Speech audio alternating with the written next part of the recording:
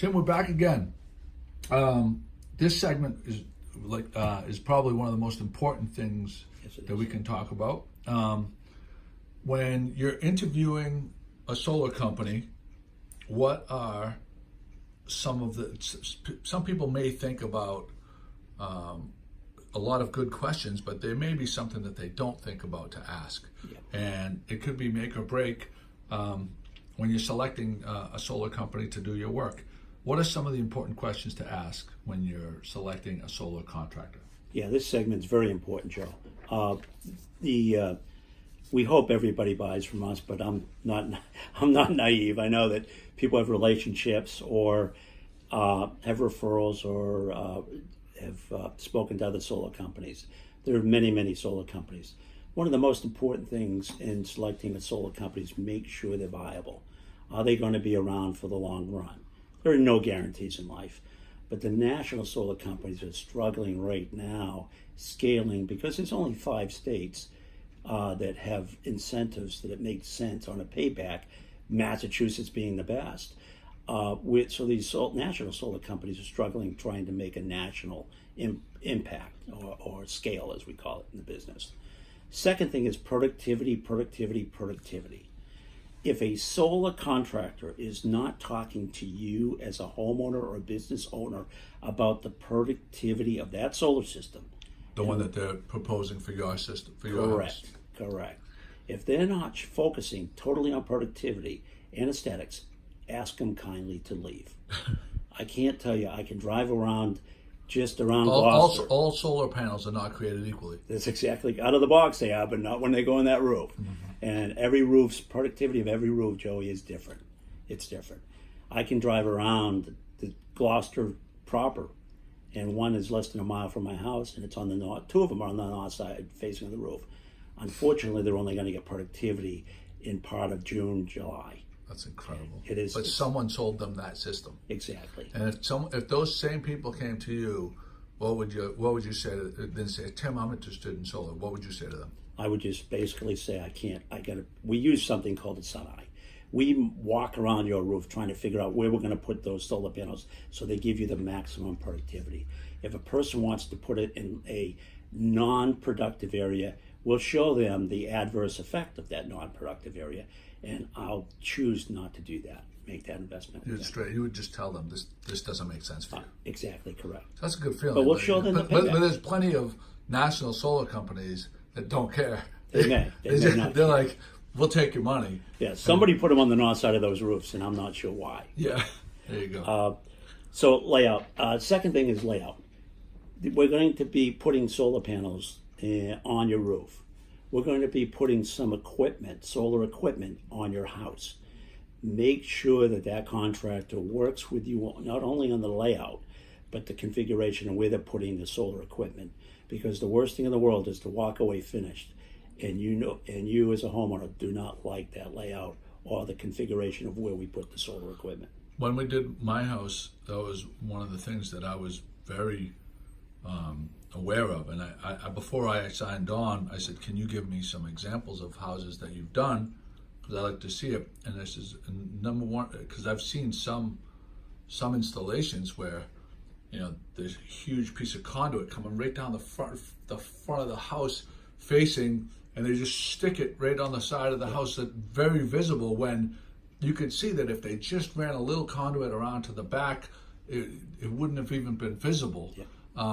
And again, when you get the proposal that you guys do, it shows your house and how how you propose to install the solar panels, how it will look on your particular roof. Exactly. My job and our job at Consult Solar and Home is to add value to your house, not to detract the value of your home. Open conduit runs, in my opinion, detract from that value, and that's not the intent. We hide that conduit as best we can behind gutter lines, behind downspouts.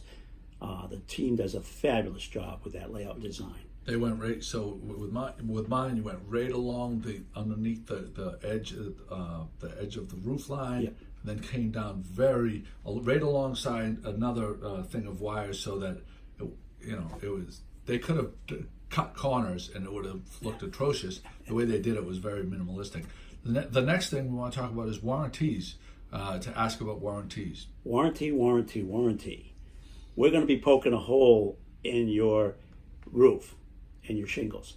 There isn't a manufacturer that is around that will maintain the shingle warranty of that roof the minute you poke a hole in it.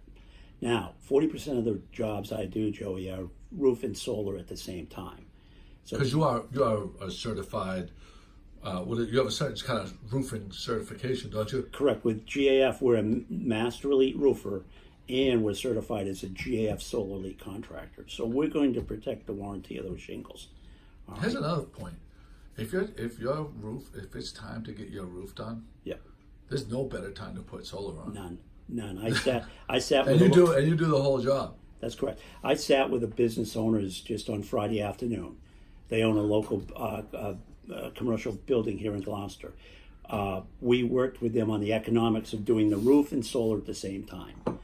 I never want a roof to fail or live out its expectancy prior to the solar. Regrettably, we've done taken 15 solar systems off roofs that other solar companies did and redid the roof because the roof failed. So you had to come in and correct someone else's mistakes because they were unscrupulous, because they just wanted to sell the solar system. They put on a solar array on a house that they knew had a failing. Yeah, and we just signed an agreement with a client. I think it was in Amesbury this past week, and he had his solar put on by another solar contractor. The roof failed. The solar contractor told him, no problem, in the contract, we'll replace that roof and we'll only charge $100.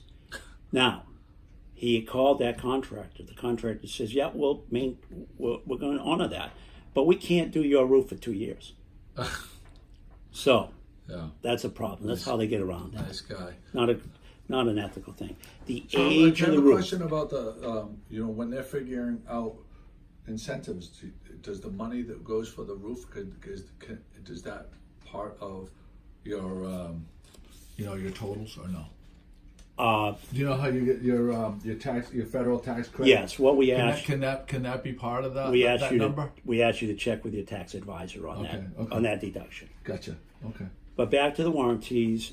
Not only do you have a manufacturer warranty, but let's make sure that you're certified as a roofer to maintain the integrity and the warranties of the roof and labor warranty of all the components of the solar system. Those are very, very important. Make sure that they're spelled out and that you've got an understanding of those. Mm-hmm. Age of the roof is the next most important thing. We use a 12-year rule, just a rule of thumb, 12 years, that we want to make sure that that roof is younger than 12 years. We subject to it because we're a Master Elite roofer. We're going to do a full inspection. Again, we want to make sure that the solar system and the roof live together and have a lifelong relationship together and live happily thereafter together. Right. Next is the contractor local. We talk about this all the time. The big solar companies from out of town, from what I understand and the people that I've spoken to, they just are. It's just numbers to them. They just want to sell it. Is your contractor local? Why is it important? Yeah, in this case, bigger is not always better. We talked earlier, just earlier in this segment, about the struggle that the national contractors are having. There's only 5 to 6 states where it makes sense on a payback. Massachusetts is by far the most robust because of the aforementioned incentives. But those companies, those board of directors are sitting there in the national level saying, why are we doing this if there's what about these other 45 states? My brother lives in Virginia. There's no state incentive in Virginia. So he only gets a federal tax credit and electricity savings, and that's it. His payback isn't 4 or 5 years as it is in Massachusetts. It's 15 years. Wow. He can do something different with his investment money and get a better payback. Right. All right. So bigger is not always better. there are a host of good Massachusetts contractors that you want to work with. Is your contractor insured? Geez, I kind of thought that would be a given. Like, Well, are there uninsured It is people that are putting solar panels on? It is. It should be a given. One of your listeners called us the other day. We went out, gave him we worked together on a solar proposal. He decided to move forward with us, and he did his due diligence. He asked for our insurance certificate. Wow. And a lot of them are going to stumble trying to get it, or they work exclusively, they're only sales organizations and don't have insurance certificates. They may have a series of subcontractors. So the downline effect is make sure that who's ever coming on your roof, whether it's a subcontractor or that national company or regional company, make sure that they have insurance. Because if they fall or have an injury on the home, it's going to fall under your insurance company. Yeah. Next is check with references and testimonials. I know where you fall on this one, because I've spoken to probably 15 or 20 different people, and everybody has glowing things to say. But it's but really, it's let's say someone's checking around and they're comparing you to someone else. I'm sure you gladly ask for local references to if they're getting an estimate from a different solar company. Correct. Make sure that not only are they giving you the good references, ask a key question, because we all have challenges. All right. Yeah. Some jobs aren't perfect. All right. But ask them maybe for a reference of a customer where things didn't go according to plan. What did you do to fix it? Yep. And that's the most important thing. We have a 99% independent referral rating. 99% of our customers will refer us, and that's a study done by Best Picks. We're pleased to say that we've been 3 years in a row a Best Pick contractor. Wow. But make sure that the contractor has references and testimonials that you can live by and measure their performance by.